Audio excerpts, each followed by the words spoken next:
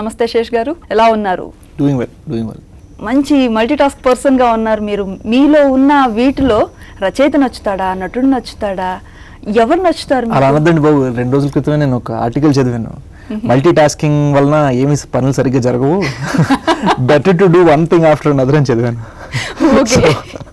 So అదే మనసులో పెట్టుకొని ఐఎమ్ ప్రైమర్లీ అన్ యాక్టర్ అండి. ఫ్రాంక్గా చెప్పాలంటే మిగిలిన చేసినవి కూడా ఏంటంటే మనకి బ్యాక్గ్రౌండ్ లేదు, ఇండస్ట్రీలో ఎవరు తెలీదు. మొదలు స్టార్ట్ అయినప్పుడు ఒక విధంగా మాట్లాడుకోవాలంటే మనకెవరు చేయరు, కాబట్టి మనకు మేము చేసుకున్నాం. రైటింగ్ అండ్ మ్యూజిక్ నాకు బాగా ఇష్టం, బట్ ఫస్ట్ లవ్ అనేది యాక్టింగ్. ఓకే, అసలు ఈ సినీ రంగ ప్రవేశం ఎట్లా జరిగింది? దానికి పునాది ఏంటి? ప్రతి నటుడికండి ఎక్కడో చిన్నప్పటి నుంచి ఒక చిన్న వైరస్లో పట్టుకుంటుంది అది. కొంతమందికి యాక్టర్ అవ్వాలని ఉంటుంది, కొంతమందికి స్టార్ అవ్వాలని ఉంటుంది. నాకు ఇవేం తెలియదు. చిన్నప్పుడు ర్యాంబో లాగా లెదర్ జాకెట్ వేసుకొని మిషన్ గన్ పట్టుకొని ప్లాస్టిక్ గన్ ఇటు అటు అనమాట.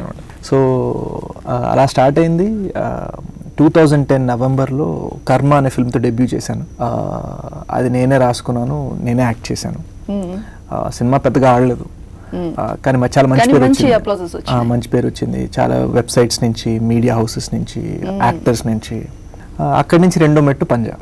మీరు చేసిన మూవీస్లో కర్మ మూవీ, అలాగే క్షణం, ఇవన్నీ ఫుల్ ఫ్లెడ్జెడ్గా మిమ్మల్ని నిలబెట్టిన చిత్రాలు అని చెప్పొచ్చు. కెరీర్ పరంగా నన్ను నిజంగా నిలబెట్టిన చిత్రాలు కర్మ, బికాస్ నాకు ఒక ఆస్పిషియస్ డెబ్యూ లాగా ఉంది. పంజాబ్ బికాస్ ప్రజలకి మొట్టమొదటిసారిగా ప్రాపర్గా పరిచయం చేసింది. అండ్ క్షణం ప్రాబబ్లీ బికాస్ ఓకే నిలబడ్డాడు అనే ఒక ఫీలింగ్ మా ఫ్యామిలీలో క్రియేట్ చేసింది. ఓకే, సో ఏ రోజైతే ఫ్యామిలీకి నమ్మకం వచ్చిందో ఓకే నాకు కూడా నమ్మకం వచ్చింది.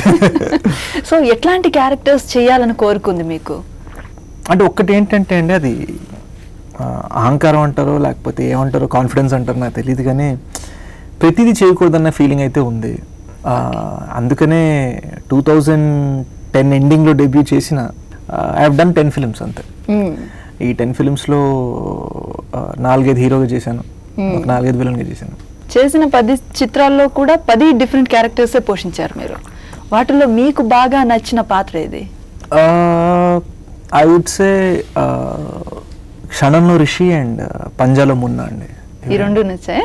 ఇవి రెండు బహుశా నేను అనుకున్న దానికి దగ్గరగా చేయగలిగాను ఫీలింగ్. మిగిలినవన్నీ ఆ స్టాండర్డ్కి చేయలేకపోయానేమో అన్న ఫీలింగ్. మున్నా క్యారెక్టర్కి అడవిశేష్ గారికి ఏదైనా లింక్ ఉందా? జీరో లింక్ అండి యాక్చువల్గా. ఎందుకంటే మొన్న ఆస్ట్రేలియా రిటర్న్ సినిమాలో పంజాలో, నేను యూఎస్ రిటర్న్. సో యాసలో కూడా డిఫరెన్స్ ఉంటుంది. సో స్టీవ్ వీడియోస్ చూసి యూట్యూబ్లో ఆస్ట్రేలియన్ యాస ప్రాక్టీస్ చేశాను ఇంగ్లీష్. నేను కనీసం తాగను కూడా తాగను, నాన్ వెజ్ కూడా తిన్నాను బయట. సో ఇప్పటిదాకా I never had a drink.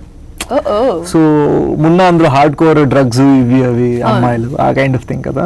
So నాకు మున్నాకి జమీన్ ఆస్మాన్ కా గ్యాప్ ఉందన్నమాట. మరి రిషి కూడా సినిమాలో ఈజ్ అన్ ఆల్కహాలిక్. మనం అండర్లైన్ చేసి చెప్పలేదు, కానీ సినిమా ఫస్ట్ 45 minutes లో చాలా సార్లు ఆల్కహాల్ తాగుతూ కనిపిస్తాడు. సో ఆ యాంగిల్ లేదు, కానీ రిషి కాలేజ్ డేస్ లో ఉన్న ఒక చిలిపితనం, సరదా ఇది ఉంది. ఇంట్లో నేను ఫ్యామిలీతో ఫ్రెండ్స్తో అలానే ఉంటాం. అలాంటి లవ్ స్టోరీ కూడా ఉందా? అంతకన్నా మోర్ అంత చిలిపి లవ్ స్టోరీస్ లేవు, కానీ మోర్ జెన్యున్ థింగ్ అయితే ఉంది. మీకు క్షణంలో ఏంటంటే లవ్ స్టోరీ అనేది రిలీఫ్ సినిమాలో. సో ఆ లవ్ స్టోరీ అది సరదాగా చిలిపిగా వెళ్ళిపోవాలి. మేబీ రియల్ లైఫ్ లో జరిగింది మేబీ అంత సరదాగా ఉండకపోవచ్చు, కానీ డెఫినెట్గా డెప్త్ ఉన్న లవ్ స్టోరీ అయితే ఉంది.